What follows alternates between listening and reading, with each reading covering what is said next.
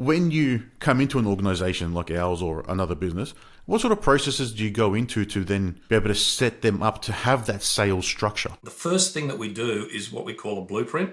And as part of the blueprint, we've got a 75-point checklist that basically measures the sales DNA of your business. And the framework that we look at guides us about where the gaps are.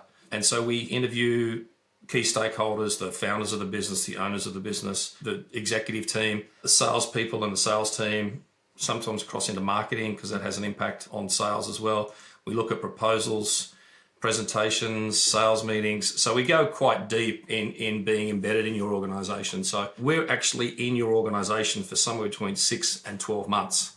And so that initial month is where the bonding happens, if you like, where we really get in-depth knowledge of your business and we start to then make those corrections, if you like, and start to implement the framework. And think of the framework as when you go through the development process, you've got a development framework. So everybody is on the same page with what has to happen with dev. Like we've got a stand-up meeting here, we've got the user stories, the epics, all that sort of stuff. Everyone's talking the same language and you know how to develop a piece of software from the initial ideation piece all the way through to deploying it and maintaining it. That's a complete development framework.